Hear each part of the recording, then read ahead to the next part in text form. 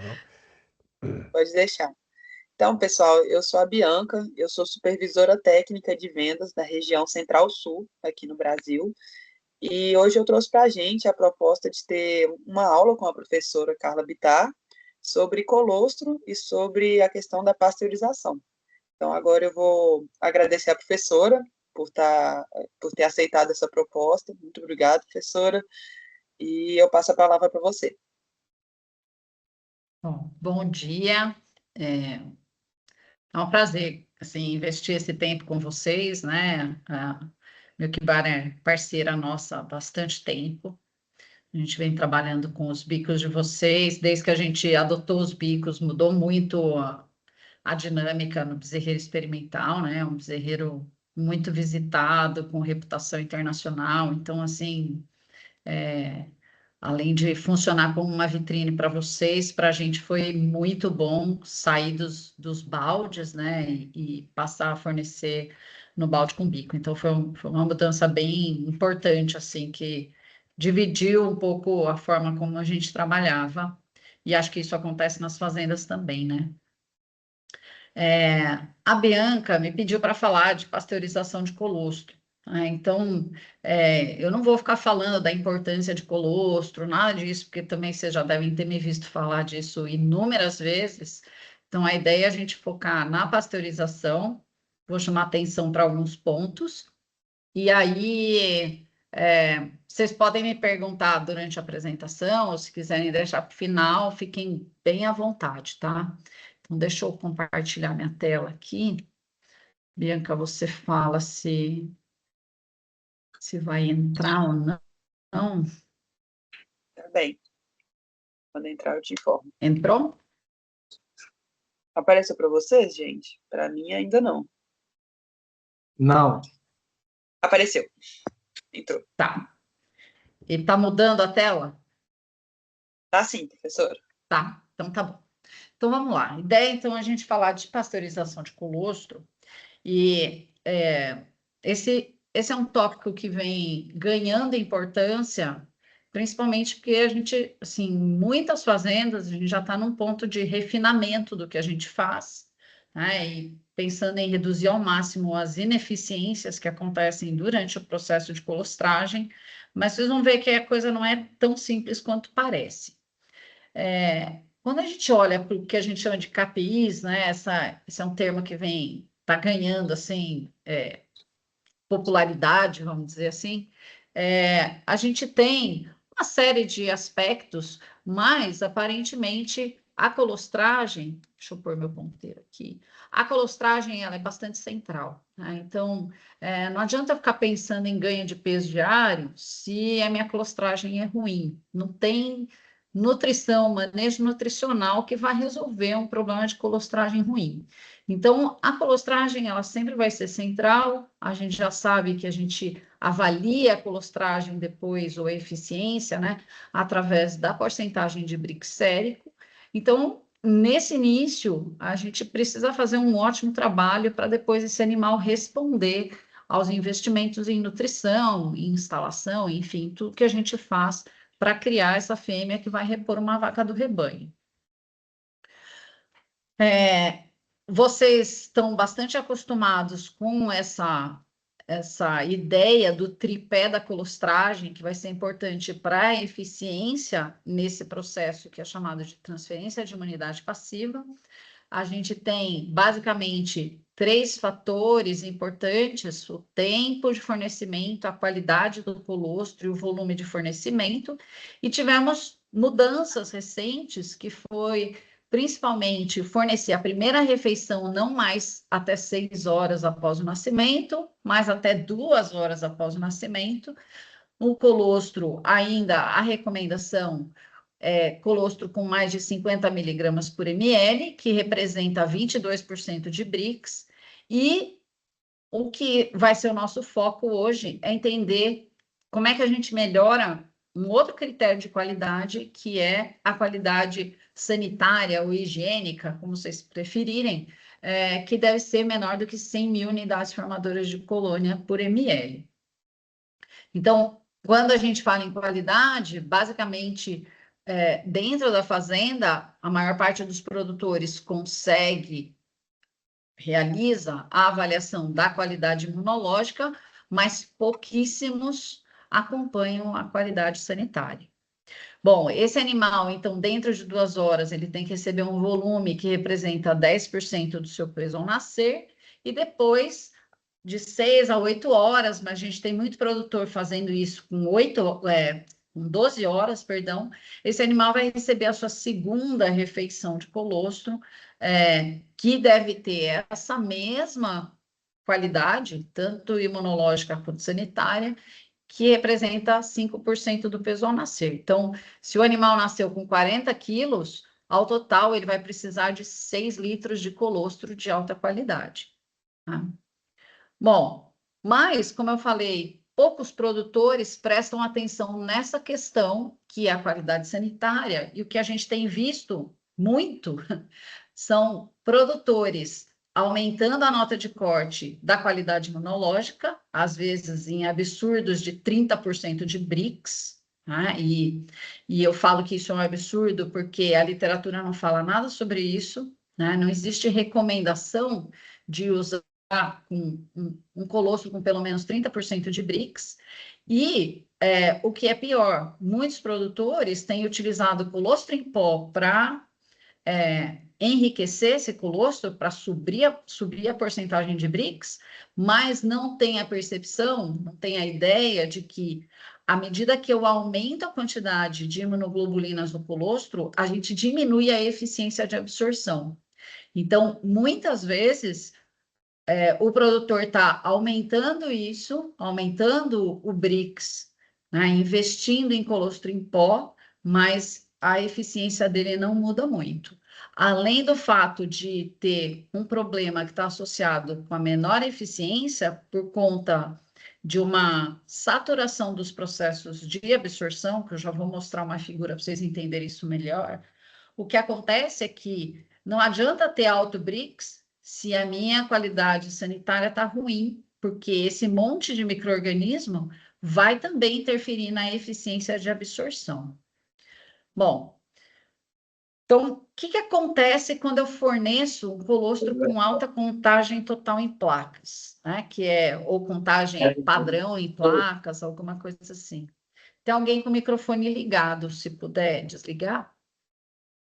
A gente tem, basicamente, 2 processos de absorção de anticorpos, das imunoglobulinas G, que representam em torno de 99% do total de imunoglobulinas no colostro. Então, a gente tem um processo que é por pinocitose, a gente aprendeu isso lá no colegial, lá no ginásio, na verdade, né, no ensino fundamental, em que a célula, ela forma um vacúolo e ela engolfa, ela coloca para dentro esses anticorpos. Uma parte disso vai acabar sendo destruída pelos lisossomos, que é uma organela da célula, e a outra parte vai passar intacta e vai cair na corrente sanguínea para fazer o seu trabalho, né? Um outro processo, ele depende de... a gente ainda não tem bem descrito se são receptores ou se são moléculas que auxiliam no processo de absorção, né? E essas moléculas vão auxiliar na entrada dos IgGs, agora sem o processo de pinocitose, e esse material também vai cair na corrente sanguínea. Bom, o que acontece aqui? Primeiro, o papel mais importante dos anticorpos é exatamente se ligar a antígenos, a uma bactéria, por exemplo, que invadiu o corpo do animal, e essa ligação sinaliza para outras células, por exemplo, um macrófago, vir até essa agora grande molécula, que é um IgG ligado à bactéria, e destruir isso. Então, ele funciona mais ou menos como um sinalizador. Quando o colostro que a gente fornece para o animal já contém uma série de micro-organismos, de antígenos, o que acontece? Os IgGs vão se ligar a esses micro-organismos, porque é isso que eles fazem, vão sinalizar, só que ao se ligarem o que acontece é que esses anticorpos, essas moléculas de IgG, ficam indisponíveis para serem absorvidas.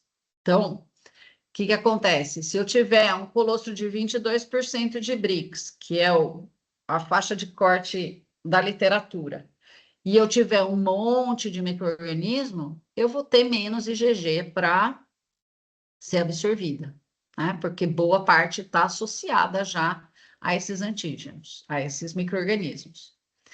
Se eu aumento a quantidade de IgG, eu ainda vou ter esse problema, posso ter alguma compensação aqui, mas a depender do nível que eu aumento isso, eu vou ter também o que a gente chama de saturação desse sistema de absorção, tá? Então, assim, ao invés de, na minha recomendação agora, pessoal, isso, a minha visão, minha abordagem sobre o assunto, ao invés de investir em colostro em pó para adensar, para enriquecer o colostro até 30% de Brix, por exemplo, seria muito mais barato, né? E melhor para o animal, melhor para o processo natural das coisas, investir em limpeza e conseguir ter mais anticorpos livres para serem absorvidos.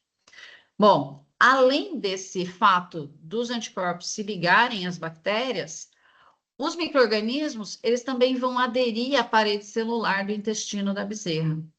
E essa adesão, ela diminui a saúde da célula, né, da membrana celular, e também vai atrapalhar esse processo de absorção, tá? Então, o ideal é que a gente tenha colostro o mais limpo possível, né? A gente tem um valor aceitável, que é de até 100 mil unidades formadoras de colônia por ml, mas o ideal é que a gente não tivesse nada, que a gente tivesse uma contagem bem pequena, né?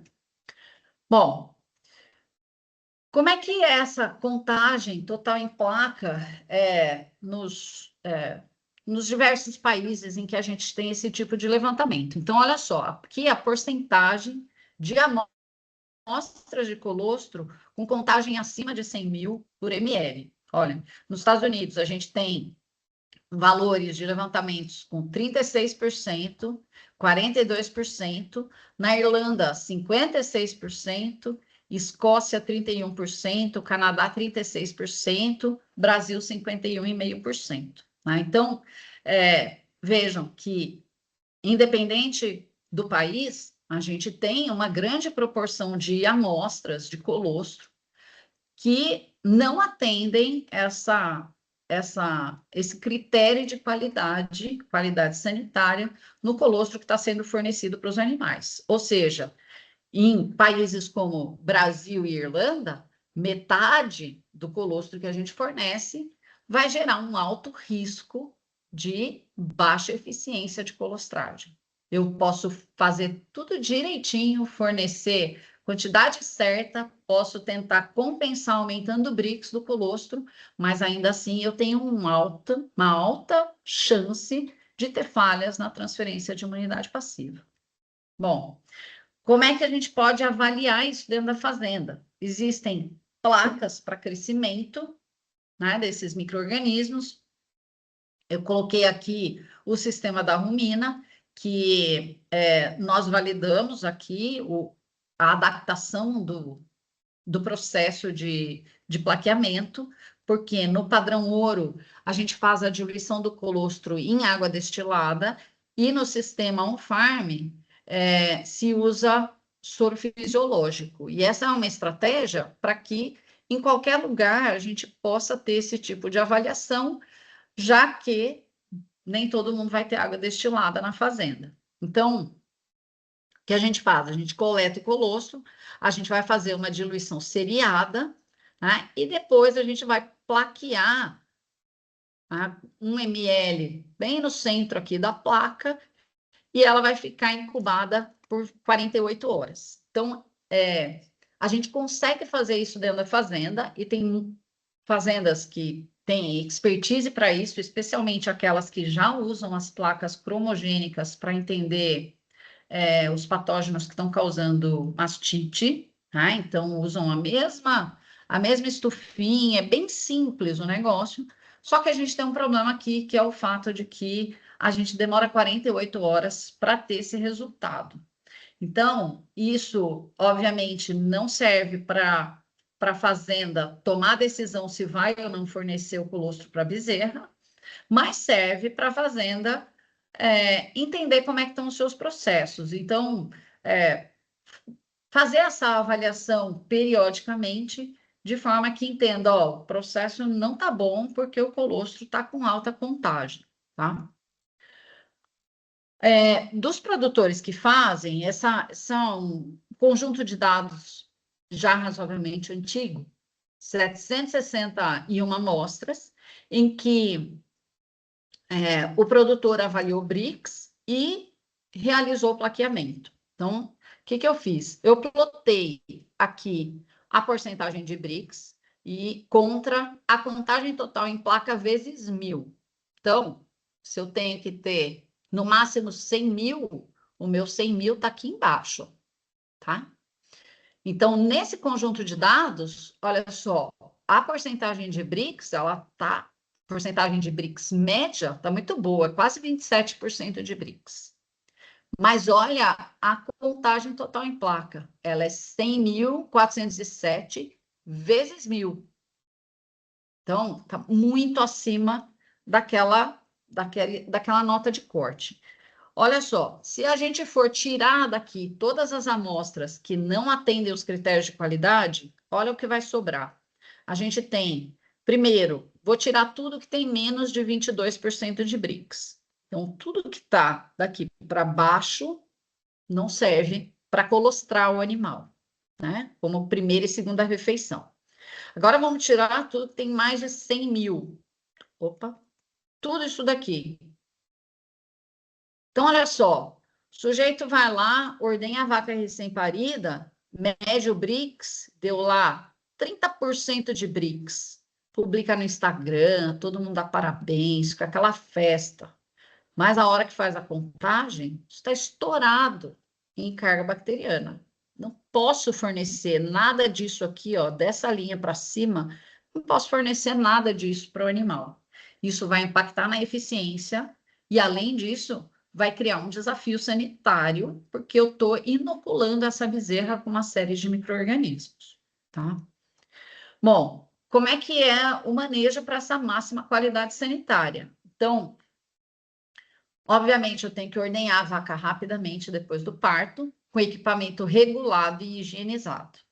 Isso parece uma bobagem, mas a gente tem visto coisas bastante complicadas do ponto de vista de higiene de ordenha acessória, que são essas ordenhas que estão normalmente na maternidade, e também latões sujos, sondas sujas, baldes sujos, assim, a questão da higiene muito complicada, né? Como o Bernie falou, não preciso transformar aquilo numa limpeza de hospital, né? Mas a gente precisa ter uma limpeza ali, né, dentro de padrões para uma fazenda. Bom, depois que eu ordenhei a vaca, eu vou fazer uma avaliação de qualidade bastante rápida, então eu vou lá do balde, né, do latão, vou tirar uma amostra, fazer a medida de BRICS e vou acondicionar esse material. E isso tem que ser muito rápido, porque a carga bacteriana, ela dobra a cada 30 minutos. Então, olha só, se eu ordenhei a vaca aqui e a minha amostra está com, vamos imaginar, 50.000 unidades formadoras de colônia por ml, tá joia, tá muito bom, né? Pensando que a nota de corte é 100. Se eu demorar meia hora, depois que eu ordenhei a vaca, em meia hora, dobrou, já está em 100. Mais meia hora, agora está em 200. Mais meia hora, vai estar em 400. Então, ela vai dobrando, é uma progressão geométrica. E isso vai, né, aumentar muito rapidamente a carga bacteriana desse material. Bom, depois que a gente faz essa avaliação, muitos produtores já tomam a decisão, ó, pode fornecer para a bezerra, e vai.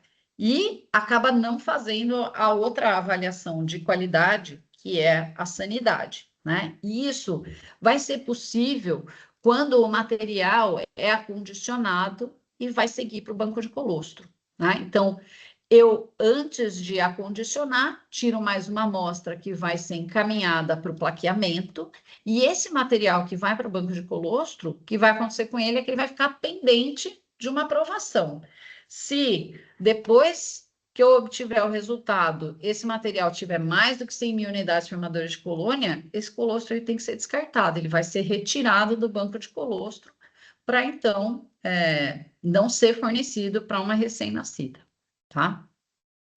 Bom, o problema dessa avaliação da contagem total em placa é que esse é um valor bruto que esconde uma série de problemas, né? Então, eu brinco que contagem total em placas é uma caixa preta, porque lá dentro pode ter E. coli, pode ter salmonella, campylobacter, listéria, micoplasma, micobacterium. Então, tem uma série de micro-organismos que causam grandes problemas que podem ser transmitidos através do colostro, tá? E isso precisa ser avaliado. Então, se a fazenda tem um desafio grande e através de análise de fezes, por exemplo, já entendeu, por exemplo, que o problema é micoplasma ou que é salmonela, precisa fazer exame específico para o diagnóstico disso através de amostras de colostro para entender se a fonte é a vaca,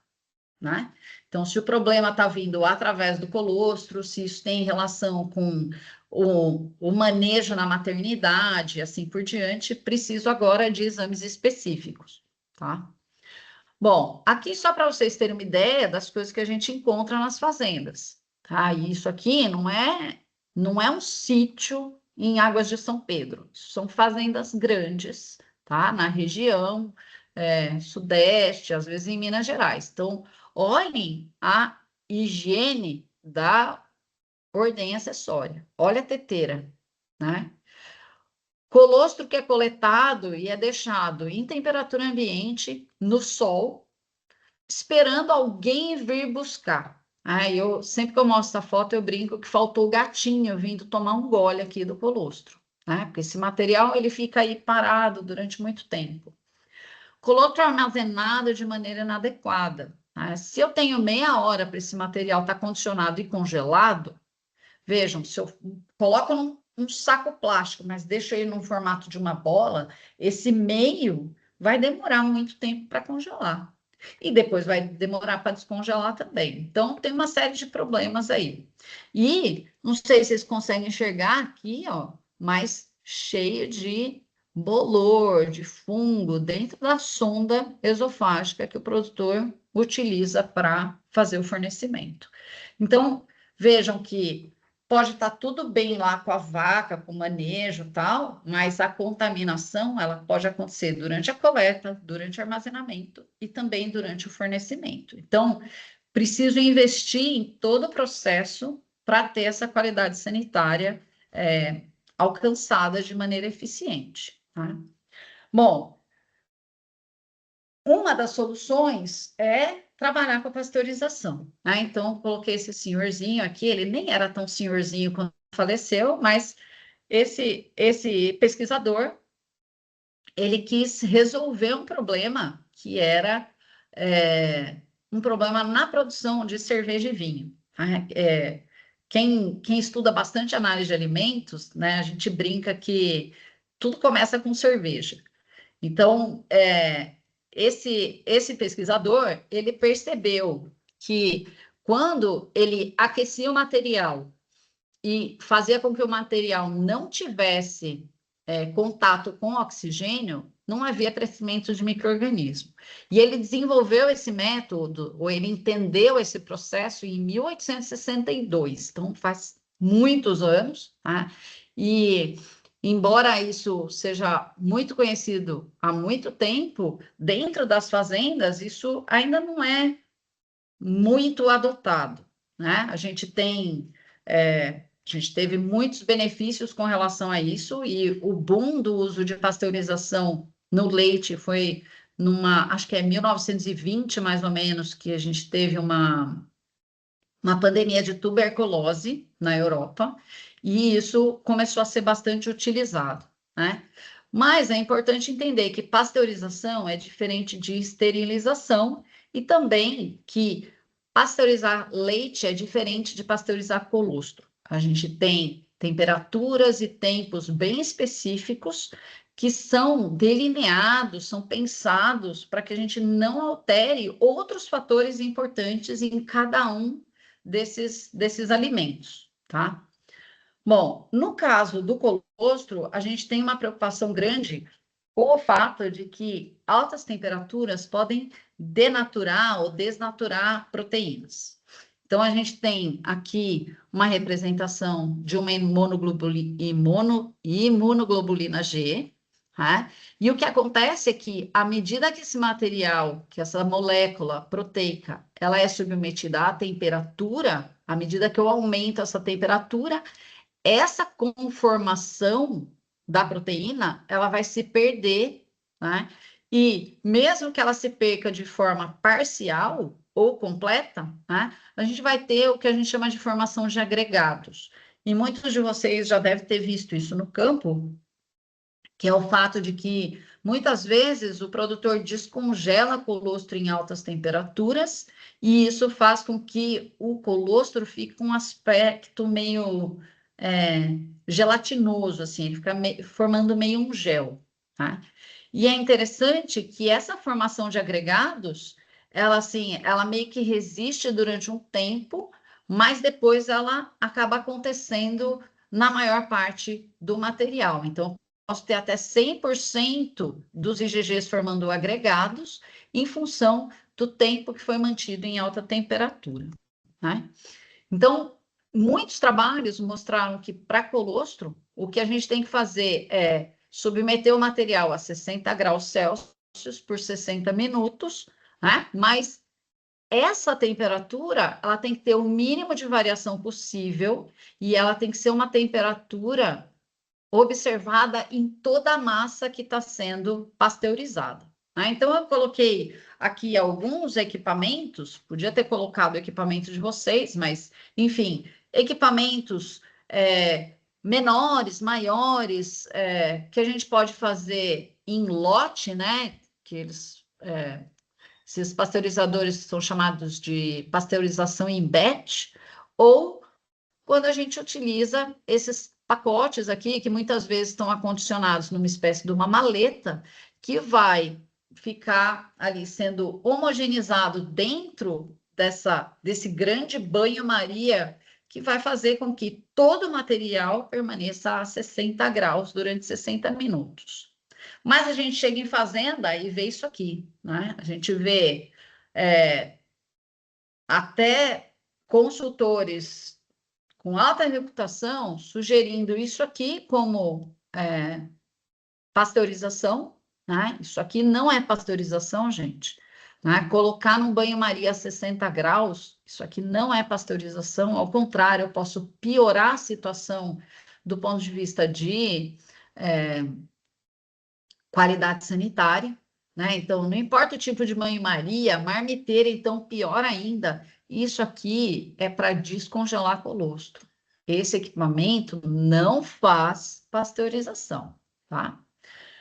A pasteurização, ela, assim, a depender do equipamento, ela vai acontecer de formas diferentes, pensando nas rampas de temperatura.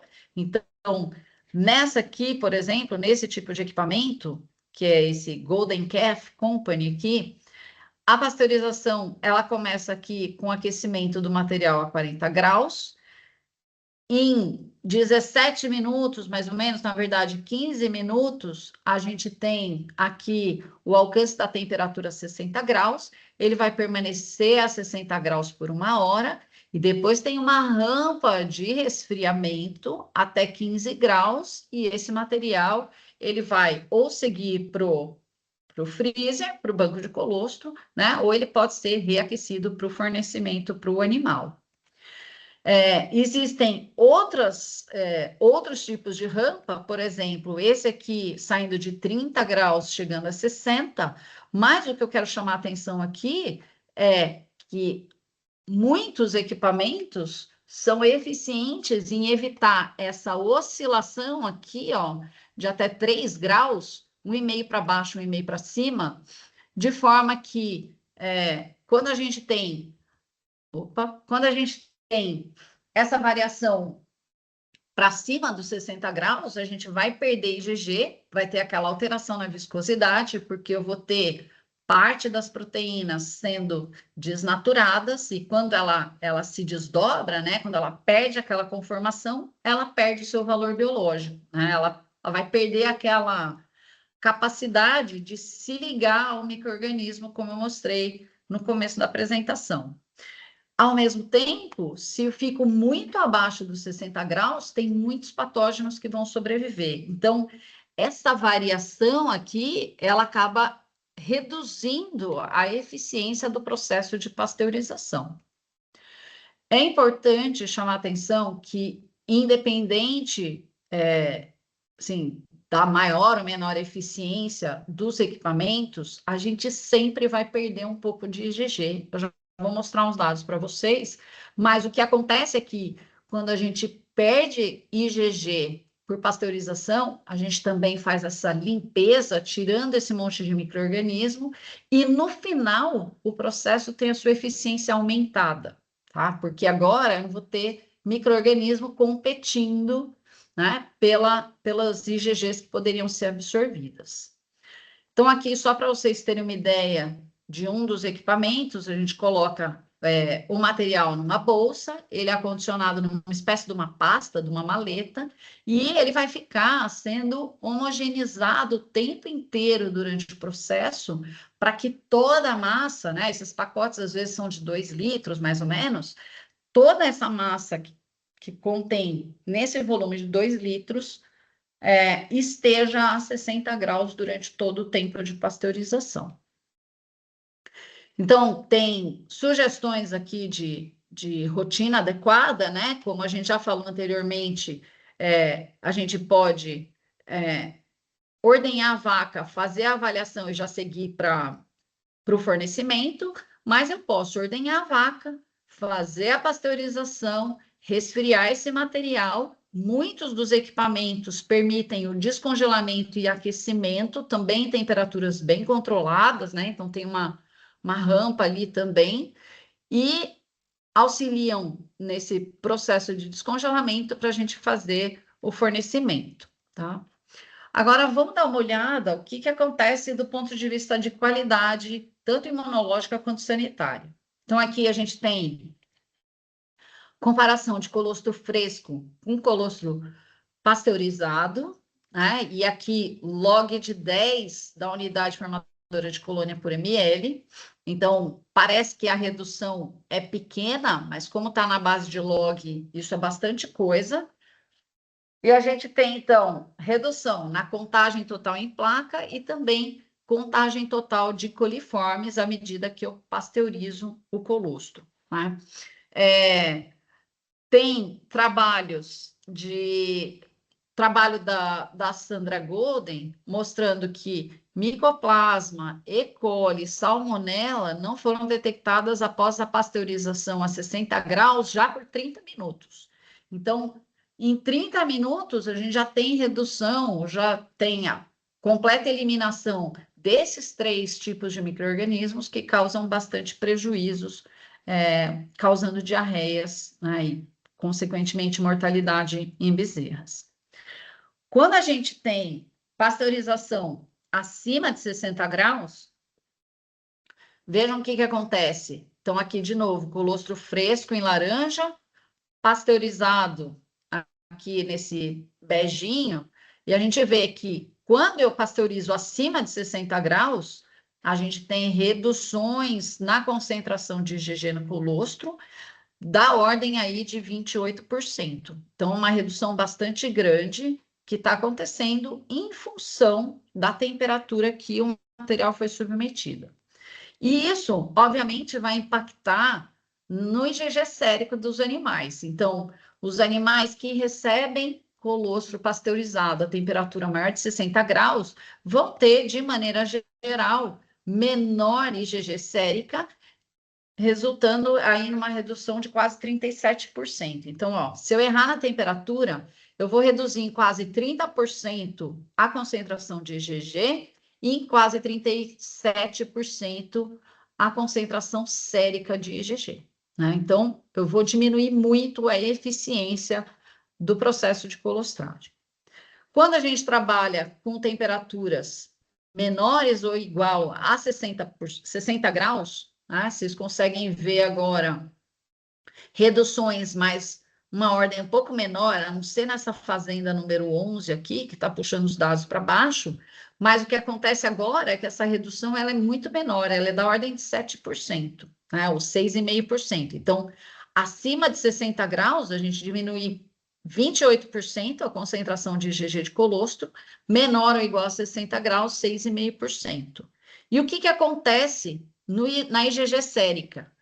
Se vocês olharem a barra aqui, ó, o fresco é o escuro, pasteurização é esse vermelho mais claro, a gente, de maneira geral, aumenta, e esse aumenta de 10, quase 10,5%. Então, olha só, a gente diminuiu 6,5% o IgG do colostro, e a gente aumenta em 10% a IgG sérica. Né? E isso por quê? Porque a pasteurização a menos de 60 graus, embora ela reduza um pouco o IgG do colostro, ela vai eliminar os patógenos que vão competir, né, com o IgG para absorção nas células do intestino do animal. Então, toda vez que eu dou essa limpada através da pasteurização, embora eu reduza um pouquinho, o IgG do colostro, eu vou aumentar numa magnitude maior o IgG sérico desses animais, tá? Bom, e o que a gente pode esperar pensando aqui em saúde e desempenho desses animais? Então, o que a gente vê em alguns trabalhos? IgG sérica maior, né? Sempre aqui medidas até 48 horas, então vai ser sempre maior, porque o processo de absorção ele fica facilitado quando não tem micro-organismo nessa dinâmica. E aqui pensando em horas de vida, e ele é maior até a 5ª semana de vida, tá? Então vejam que a persistência desse IgG no sangue do animal, ela é maior. Por quê? Porque o animal absorveu mais, mas também porque o desafio sanitário desse animal, que não foi inoculado com uma série de micro-organismos já nas suas 2 primeiras refeições, né, permite que essa IgG sérica ela persista, ela esteja disponível durante mais tempo circulando no animal, né, permitindo que o animal aos poucos se organize, né, o sistema imune se organize para começar a produzir os próprios anticorpos. Então, a janela imunológica aqui, ela vira um vitrozinho, ela fica pequena, né, porque persiste por mais tempo o IgG materno. Mas, dificilmente a gente encontra efeitos em desempenho.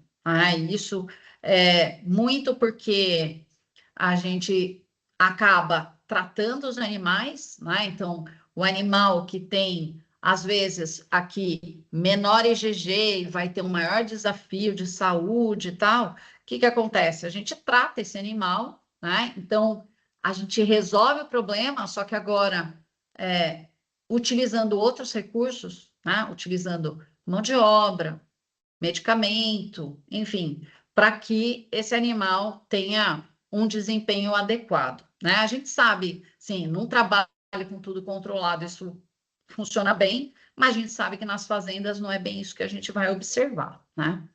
Mas olha que interessante, o efeito em saúde, ele é bastante visível.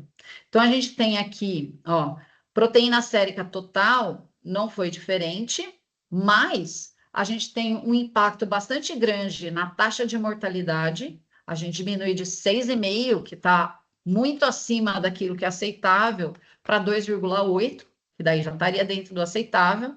A gente não tem efeitos significativos na distribuição da mortalidade, qual é a causa da mortalidade, mas a gente também tem redução bastante expressiva na morbidade, então a gente sai de 15% para 5%, né? Uma redução bastante grande.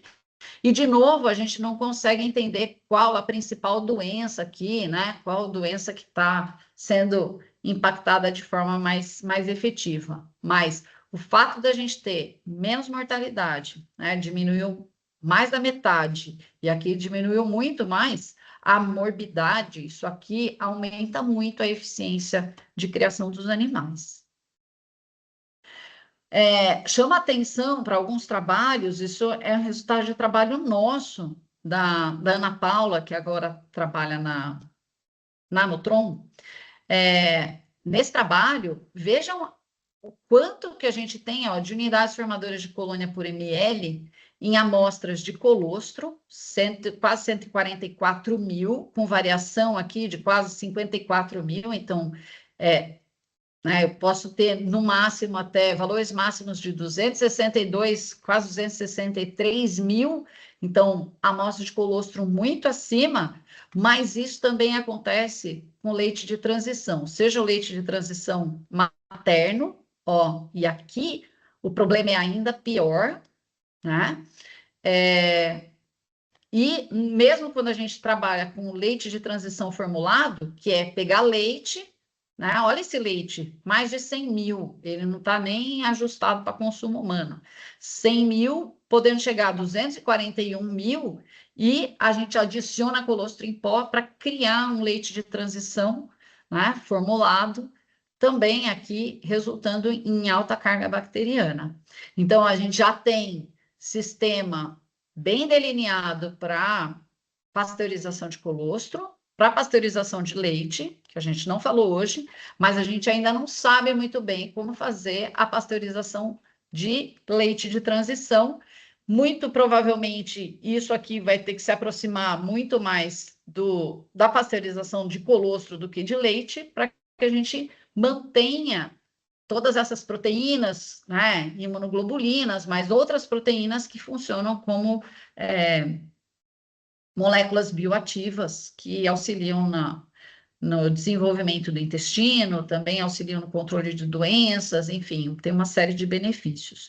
Então, isso aqui, provavelmente, cenas do próximo capítulo, né, como é que a gente vai trabalhar com a pasteurização de leite de transição, mas pasteurização de colostro, aqui não existe dúvida se tem ou não benefício, né? O benefício é muito claro, apesar da gente reduzir um pouquinho o IgG, se eu medir o Brix depois de pasteurizar, provavelmente o Brix vai ser mais baixo, mas quando a gente fornece isso para a bezerra, o processo de absorção, de transferência de imunidade passiva, ele é beneficiado, e isso vai fazer com que a gente tenha bezerras mais saudáveis. Né? Então, para a gente terminar, é importante considerar as recomendações de tempo e temperatura, né?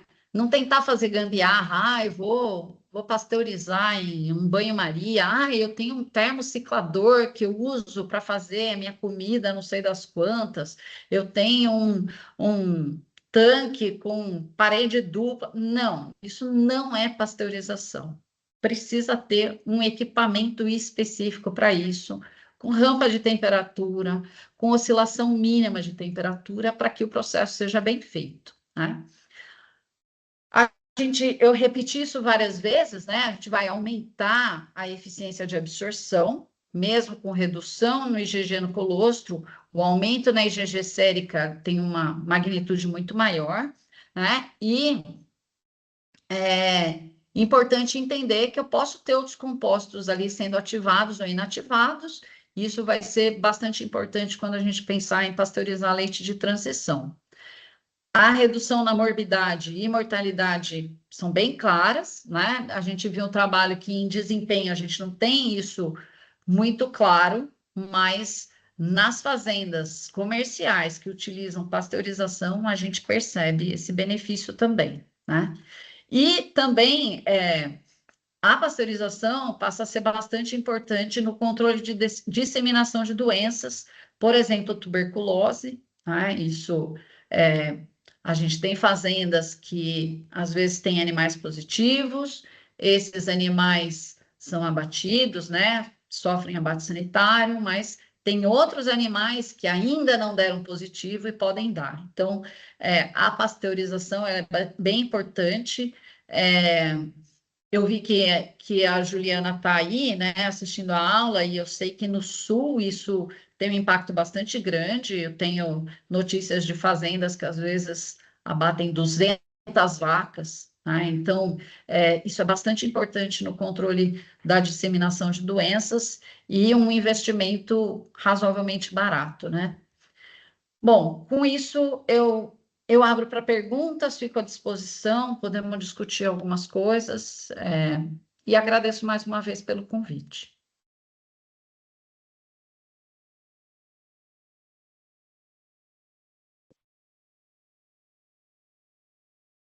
Parou de Muito compartilhar? bem. Não, né? Agora.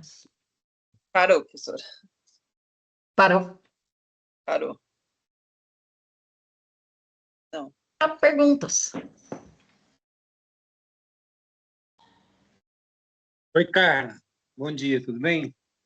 Tudo bem, e você?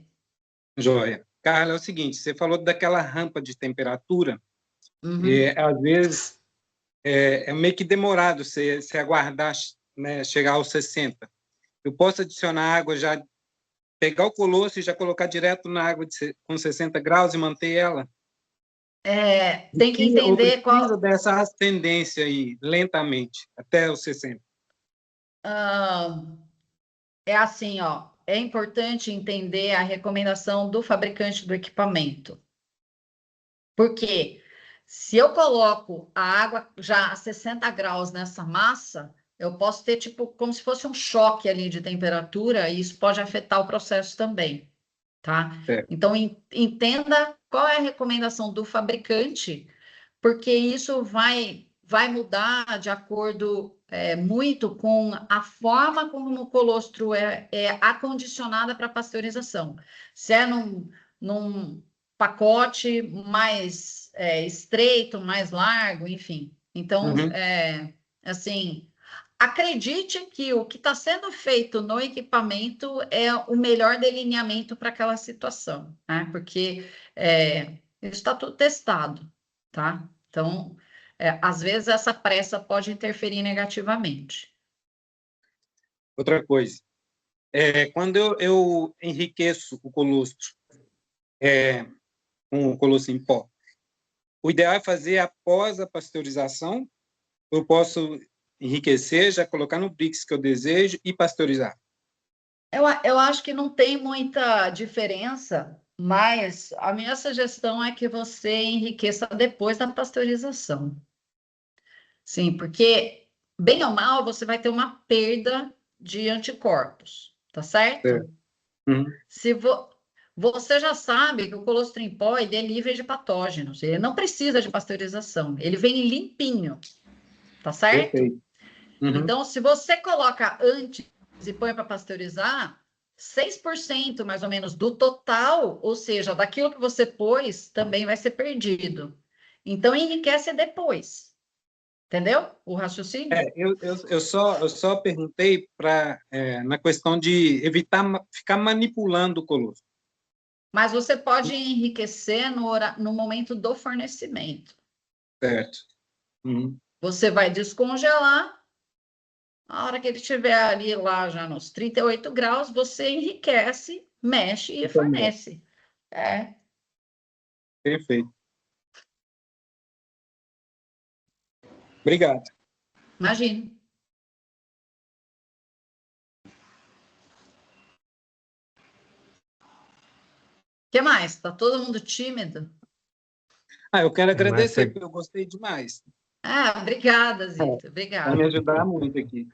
Que bom. Professora, eu tenho uma dúvida, é um pouco parecida com a do Zito, porém o contrário no sentido do descongelamento, quando a gente for fazer esse descongelamento. É uma pergunta parecida com a dele, eu pergunto porque alguns clientes nossos têm essa dúvida, no sentido, se a gente descongelar, para descongelar, ele precisa ter essa rampa também, né, de aquecimento e tudo mais, e assim fazer o descongelamento gradativo, ou se ali no pasteurizador a gente já pode, às vezes, já começar com uma água já aquecida e já colocar o processo de descongelamento?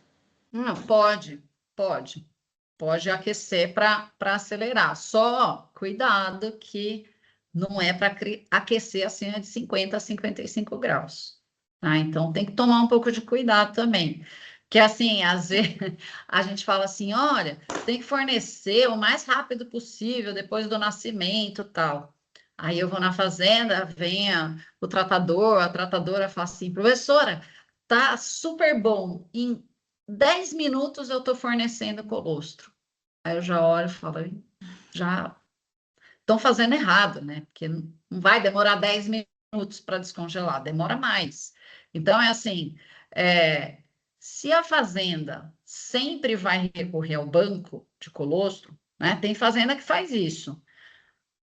A vaca entrou em trabalho de parto, já tira do banco e põe para descongelar. Por quê? Porque aquele colostro ele já está com tudo avaliado. Eu já sei o BRICS, se eu for organizado, eu já sei a contagem total em placa, tá tudo certo. Eu descongelo. Bezerro caiu no chão, já estou fornecendo. E aí eu levo a vaca para ordenha, vou ordenhar e vou fazer todas as avaliações para repor aquilo no banco. Sim, tem fazenda que consegue fazer isso, tem fazenda que não consegue, né? Tem muitas fazendas que tem a ordenha acessória, então traz a vaca para a ordenha, põe o bezerro na frente da vaca, porque isso estimula a produzir mais colostro, e aí faz uma única avaliação, que é BRICS, né? E de vez em quando seria bom, né, fazer coletas e plaquear. Então, assim, para descongelar, Lavínia, assim, você pode colocar direto no banho que já está a 55 graus, mas não mais do que isso. Tranquilo. Tá? O que a gente geralmente orienta, é isso que a senhora falou, até para otimizar mesmo na fazenda, ter sempre um banco e ir usando do banco para poder ali fazer a colostragem das bezerras, porque é questão de eficiência mesmo, otimiza o tempo ali, né? Você não tem que esperar e você não corre esse risco aí de passar essas 2 horas de fornecimento. Porque às vezes também a vaca pariu, aí você vai trazer a vaca para ordenha, aí você ordenha, aí ela não produziu a quantidade que você precisa, você vai ter que recorrer ao banco, só que o tempo já está passando, então você vai atrasando o processo a depender da sua condição ali. Então, assim, mas assim, é difícil as fazendas adotarem essa dinâmica. Usa o Preferem, banco quando não tem mesmo. Sim. O Valdir está com uma dúvida também, Valdir. Você está mudo, Valdir? Seu áudio, Valdir. Valdir? Não sei se ele ouviu a gente falando que ele está com... Acho que ele percebeu. Ainda está mudo. Enquanto a gente está esperando para Valdir, é só para a gente que está visitando as fazendas, eu acho que é importante para olhar como que eles estão extraindo o calostro, né? Qual equipamento que eles estão usando e também dar uma olhada, passar uma mão lá, dar uma verificada de limpeza. E depois eu posso passar para vocês como lavar esses equipamentos, né? Se for balde a pé, como lavar, sabe? Porque às vezes o pessoal esquece, o equipamento de ordenha está tudo limpo, nossos baldes são tudo limpos, assim, e, né, tem uma falha em outro lugar, sabe? E é lembrar que também o bactéria gosta de temperatura, gosta de umidade, gosta de comida, né? Que é leite, que é proteína, gordura, etc. E gosta de pH neutro, né? E no Brasil, temperatura, né? Tem umidade, tem assim, então...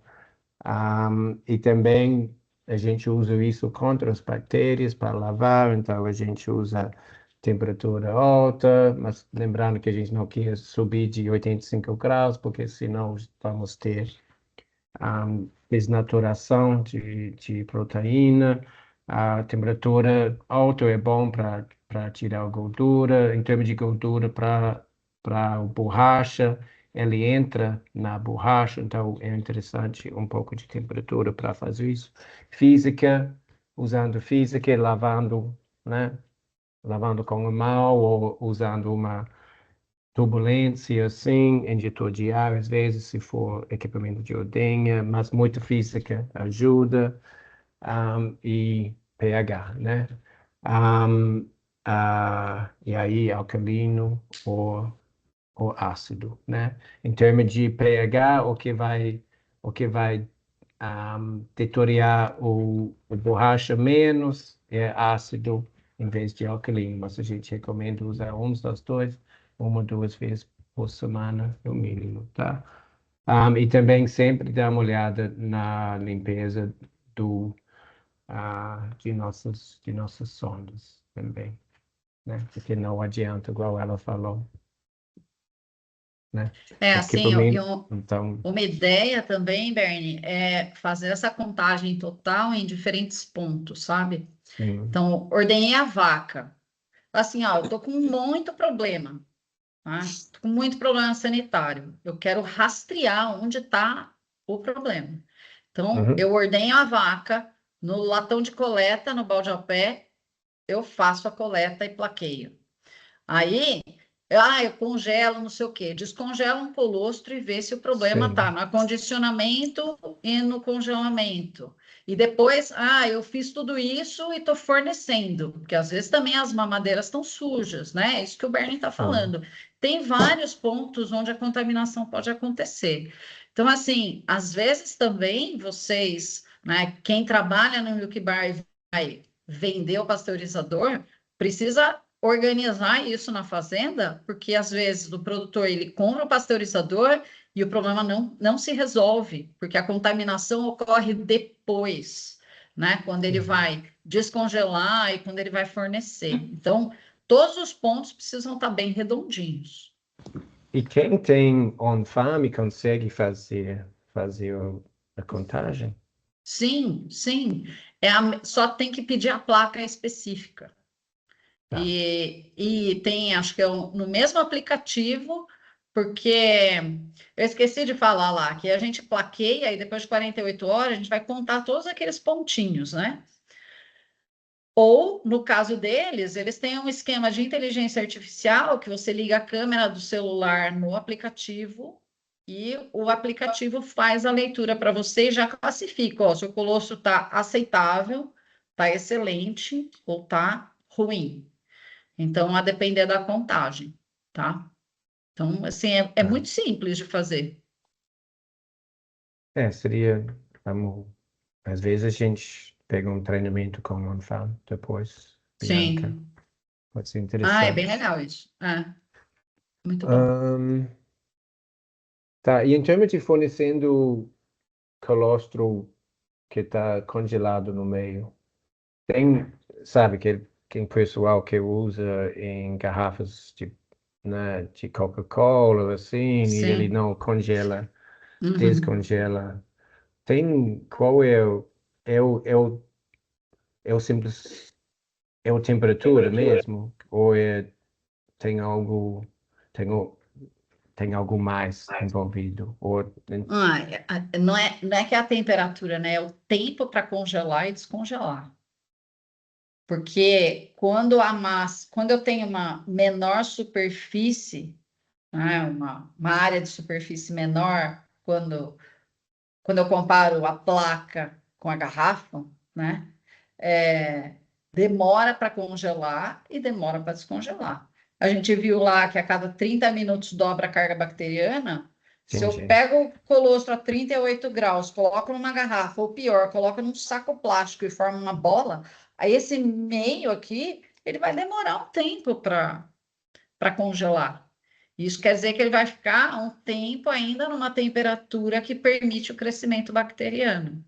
Talvez não dobre a contagem, mas vai aumentar. Então, esse que é o problema. Entendi.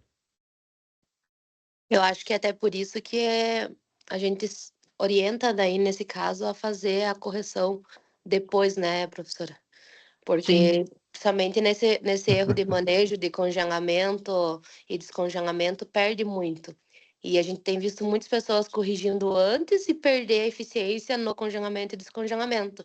E aí acho que está fornecendo um colostro aí com 25, 26 de Brix e está bem menor por causa desses erros de falha de manejo. Uhum. Mas parabéns, professora. Muito boa apresentação. Sim. Obrigada. E além disso, eu acho que o trabalho que está sendo feito nos últimos 5, 7, 8 anos, né, que a doutora Carla e a minha turma, né, está fazendo, realmente trouxe uma grande mudança no campo, né? Semana passada, as últimas 2 semanas andando no campo com o pessoal da Nova Zelândia, e uma coisa que foi bem nítido foi que a colostragem, né, aqui não tem problemas, sabe?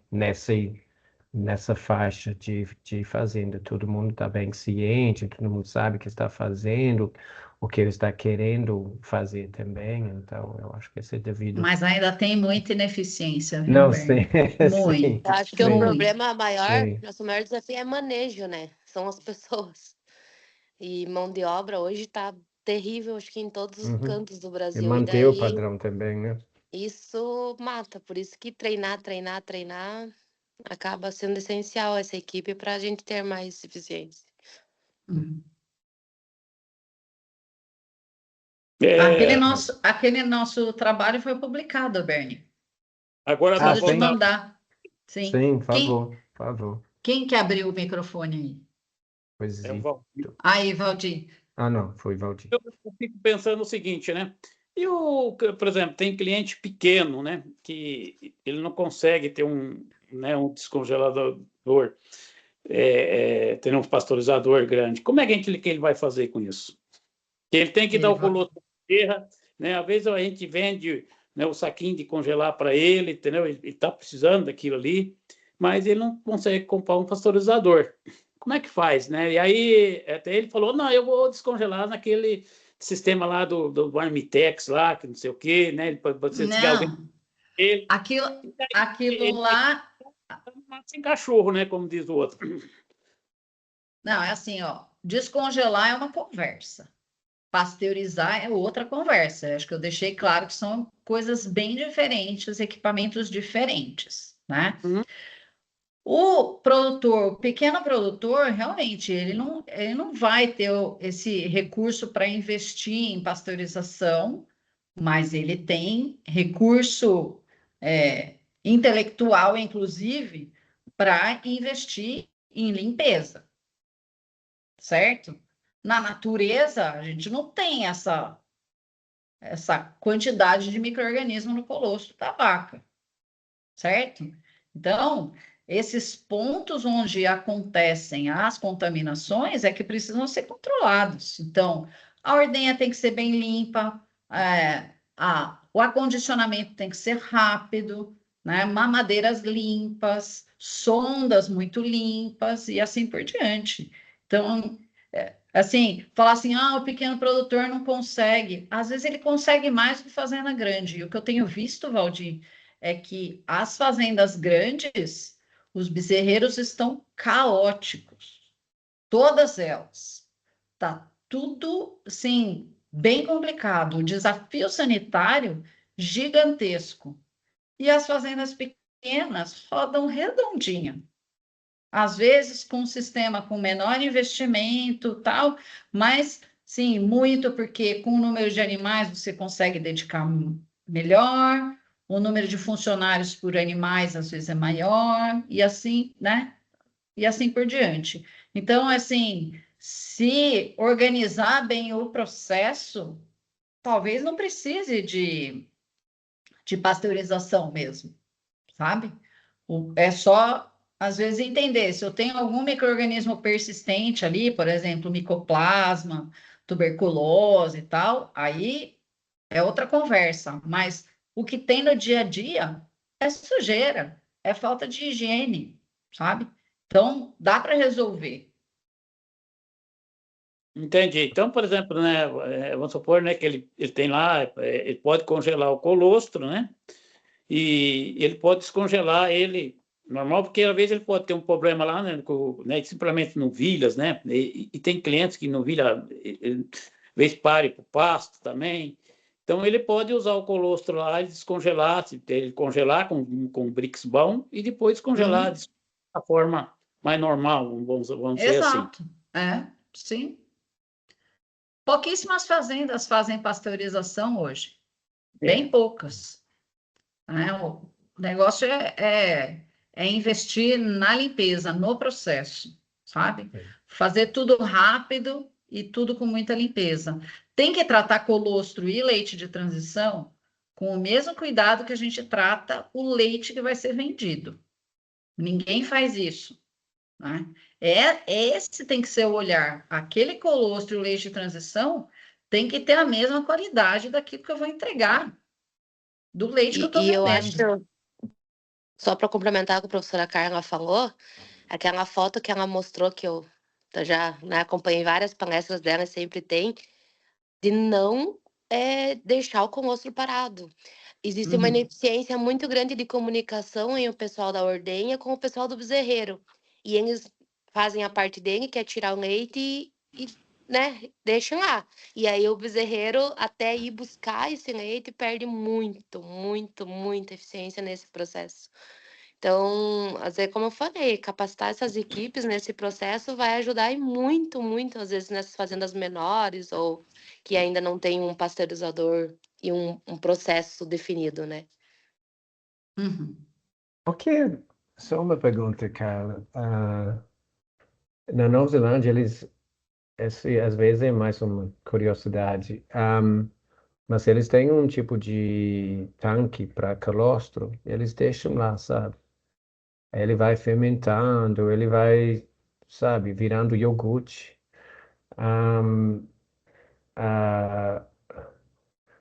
Como que conseguem isso? Tem algo na Então, fermentação que ajuda só que é com assim, isso? o Bernie, essa tipo a história silagem de colostro? é tipo a silagem. Esse colostro fermentado, como o pH cai, o pH ele faz a mesma coisa que a alta temperatura faz, ele desnatura as proteínas.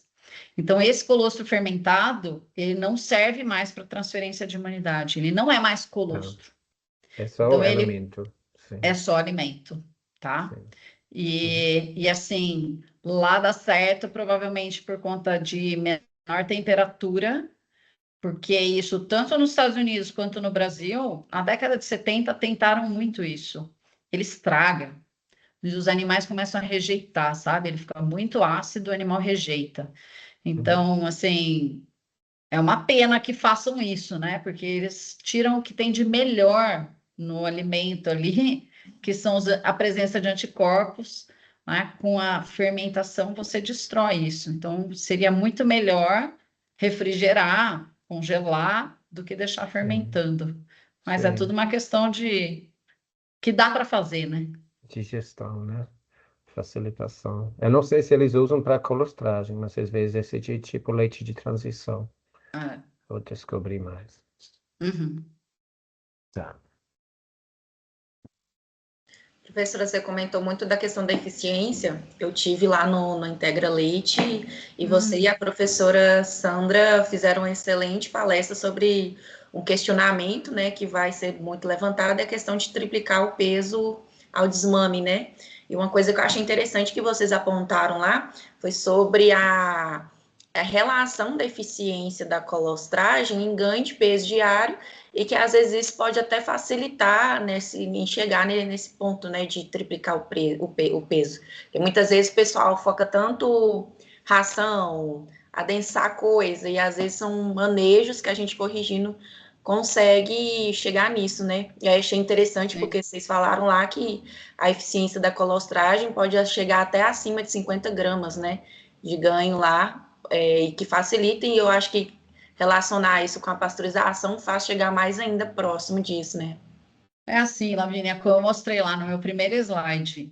colostragem é central, sabe? E os consultores, né, em qualquer fazenda que você chega, a primeira coisa que você tem que olhar é a colostragem. Não adianta eu olhar se, deixa eu ver se os bezerros estão recebendo uma ração com alta proteína, não sei o quê, se é multipartícula. Isso daí não importa. Não importa, porque, como eu falei, não existe manejo alimentar que corrija uma colostragem ruim. Não existe. Você não consegue ter eficiência se o animal foi mal colostrado e ele fica doente o tempo inteiro, entendeu? Então, aí, eu mostrei, a professora Sandra também mostrou os impactos da colostragem ruim no ganho de peso em função de doença. Então, tem redução, assim, de 100 gramas por dia em função de diarreia, né? Na média do período. Se o animal teve diarreia, ele ganhou menos 100 gramas por dia. Poxa, para você aumentar 100 gramas por dia, você tem que aumentar talvez 1 litro de leite no aleitamento, entendeu? Então, é assim, a gente tem tudo na mão, porque a vaca produz o colostro para o seu filhote. Poucas vacas estão produzindo pouco. E eu não sei que bobagem que o povo faz, porque é tão simples. Ordenha a vaca e fornece o colostro para o animal. Acabou. É muito, muito simples. Mas vai ficando tudo tão caótico, né, nas fazendas, e vaca doente, e vaca que não é ordenhada, e vaca é ordenhada, e o colostro fica 2 horas lá no fosso esperando. Então, assim, é assim, muito o que a Juliana falou, é muita gestão, mas colostragem é central, central. E não adianta ficar remendando depois. Falar assim, eu vou fornecer 8 litros de leite enriquecido para 20% de sólidos, que tem umas loucuras dessa também. Gente, quanto custa esse quilo de ganho de peso? É eficiente? Não adianta ir lá na Integral Leite lá e falar, ganhei, fazenda com maior ganho de peso. Falou, maior ganho de peso fornecendo quantos litros por dia? Isso não tem que ter uma visão de eficiência do sistema. Porque não posso ficar pondo band-aid e falar assim, seu sistema não está muito bom, vamos aumentar de 6 para 8 litros. Nós podemos fazer isso. Mas o que está para trás antes, o básico, o arroz com feijão, que eu acho que foi muito a minha fala lá, é assim, primeiro tem que fazer o arroz com feijão. E a gente começa com colostragem. Se esse primeiro dia for mal feito, esquece. Não adianta, que você não corrige. Sim. Eu acho que esse que eu sempre gosto das palestras da doutora Carla, é isso, que é arroz com feijão. Né? Sempre tem o pé no chão, né? Sempre o simples, tipo, bem feito. Eu acho Mas isso. agora eu tô com a maior fama de chata, viu, Bernie? Falo que eu sou muito crítica, que eu pareço um pincher dando palestra. Que eu brigo, que eu falo, mas, viu, gente, chega uma hora, né? Sim. Mas, enfim, acho que o pessoal está começando a entender melhor a questão da eficiência, né? Não adianta aumentar indefinidamente as coisas, os recursos. Tem que ter eficiência nesse processo, que o produtor não aguenta pagar.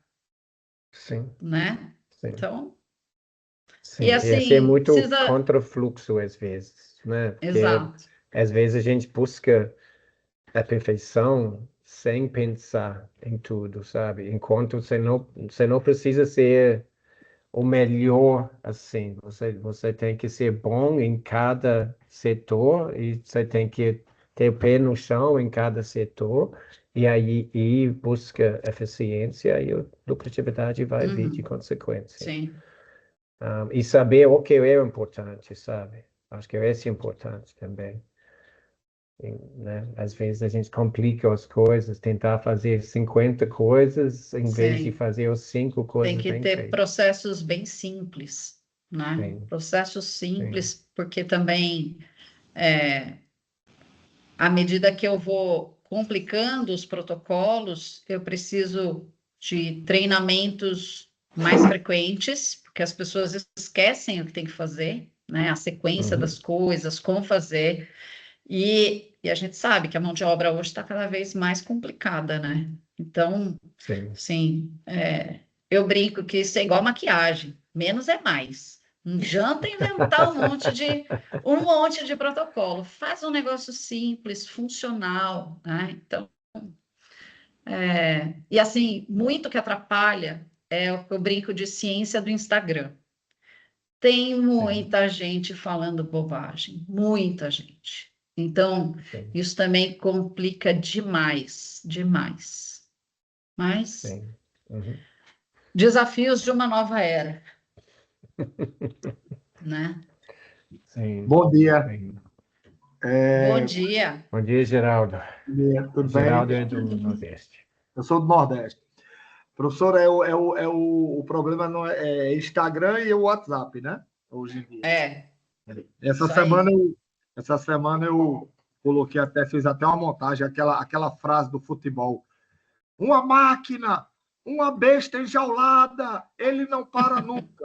O cara botou uma postagem de 106% de concepção. 106? Vou mandar para o Bernard, ele manda para a senhora. Tá bom. É um negócio fantástico. Teve outro, consultor aí, empresa de Minas, botou um vídeo que eu tenho, que a fazenda começou com 8 vacas e 11 anos depois tinha 340 vacas.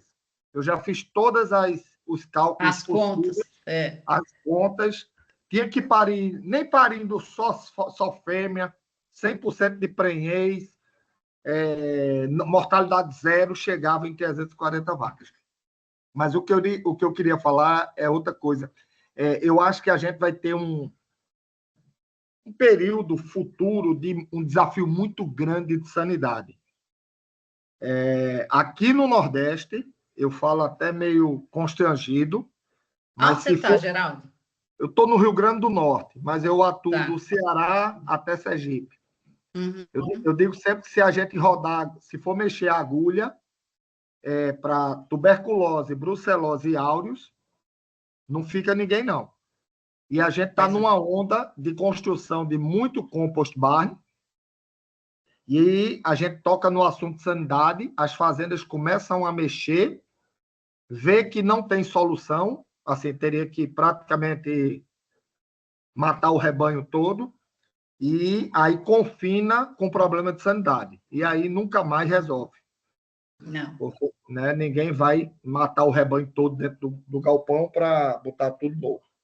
Mas eu queria colocar um dado que eu tive há uns 20, 30 dias atrás em Sergipe, e estava com um amigo que é da MSD, é um cara que eu reputo muito ele em questão técnica, um técnico excelente, um veterinário, e ele disse que fez um levantamento de 90 dias, a MSD fez lá, 46 novilhas primíparas paridas, 3 exames de áureos pós-parto, 7 dias, e deu 46% de animais contaminados.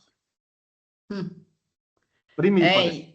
E o que vai piorar muito a situação é que a resistência a antibiótico está aumentando assim rapidamente. Tem levantamentos da OMS que acho que é em 2050 que vai ter, sei lá, 78 milhões de mortes. Então, é um número assim astronômico, porque não vai ter antibiótico que vai controlar infecções que hoje poderiam ser consideradas como simples.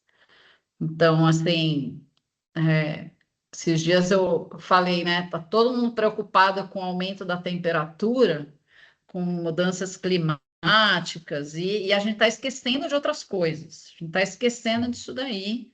Tem um monte de zoonose, né? Tem um monte de micro-organismo que afeta humanos, e o pessoal continua usando antibiótico de forma descontrolada nas fazendas, né? Em produção de maneira geral, né? Não podemos pôr a culpa só em gado leiteiro, né? Isso é generalizado. Então, é bem complicado. É assim. Parabéns, professora, pela palestra. Mais uma vez. Obrigada. Você vai estar lá no Leite Corte Mais Nordeste? Vou. A gente se encontra lá, então. Ah, ótimo. Eu pensei que eu tinha conversado. Um dos organizadores, todos três são muito amigos meus, mas eu falei com o Cadu e eu entendi como se a senhora fosse por Sim Leite, que vai coincidir as duas coisas. Não, eu desisti de ir no Sim Leite para ir para o Nordeste. Ah, que coisa boa. Muito bom esse evento. Ele é o 2º ano, mas tomou uma proporção impressionante, viu? Estou sabendo. Similar, vocês estão... o modelo similar ao Novos Enfoques, assim, uma sala de corte, uma sala de leite e os palestrantes escolhidos a dedo. Muito vale bom. A pena, Bernardo. Até eu falei para o Alessandro vir para esse evento, porque vai estar toda a pecuária nordestina vai estar reunida lá. Uhum. Quando vai ser? 13, 14 e 15 de novembro. Mas muito bom. O Sérgio Soriano é um dos organizadores, o Eduardo Valias, o Carlos Eduardo, o Péricles, a turma muito boa, que está já o 2º ano. O 1º ano foi um sucesso absoluto. Muito bom.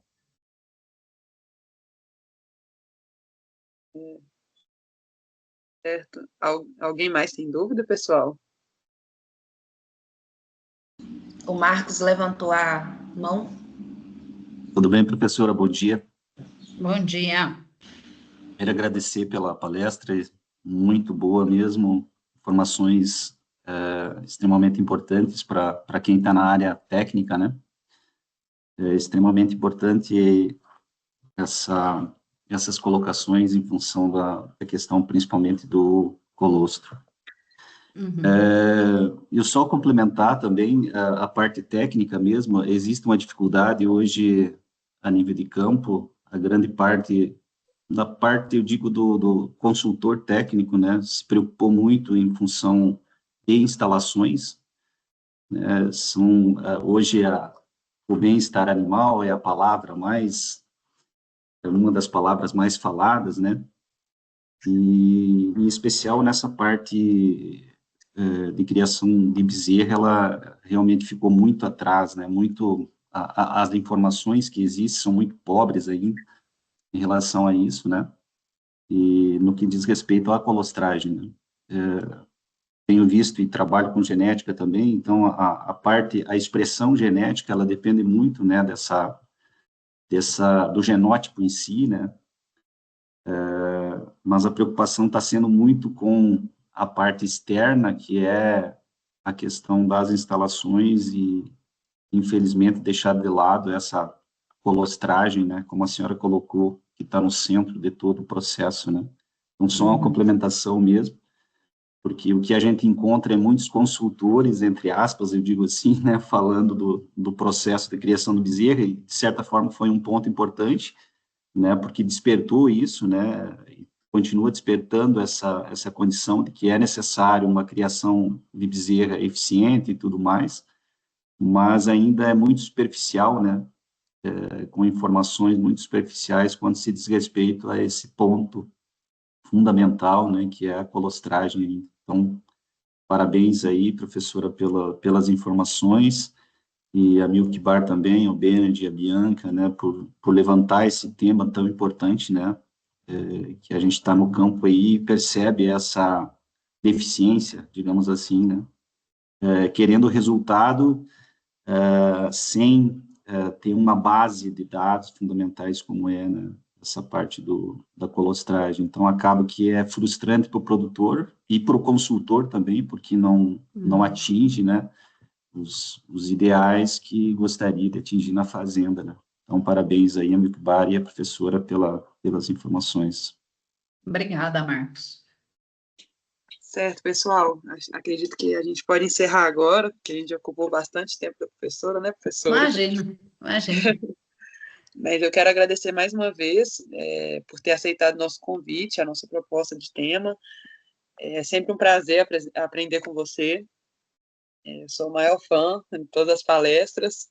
E se a gente tivesse de maneira presencial, eu ia te entregar um brinde, mas a gente separou um brinde para você e a gente vai enviar para você na sua casa, tá bem? E eu quero agradecer também a presença de todos na reunião. E vamos ligar a câmera para poder tirar uma foto, pessoal, antes de finalizar. Você tirar a foto para a gente, Lavínia? Eu estou no celular. Tiro sim, só esperando o pessoal abrir a câmera. Vamos, gente, sem timidez. Vocês conseguem ver todo mundo numa tela só? Não, tem que passar para o lado. Entendi. Aí eu vou pedir paciência de todos, que aí eu vou tirar de uma parte e depois da outra. Eu consigo tirar aqui de todo mundo.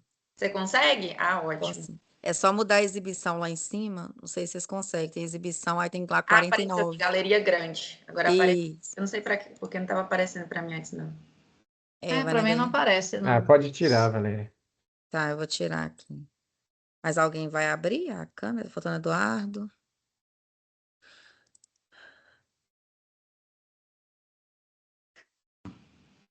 Pode. Carolina.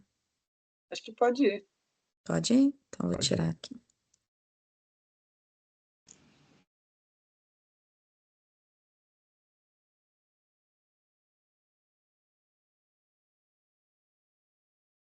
Prontinho. Já foi. Tá todo mundo. Deixa eu ver aqui. Registrado.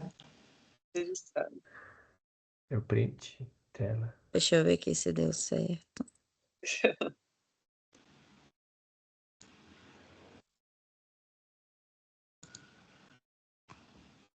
Certo? Só salvando aqui. Não tá certo.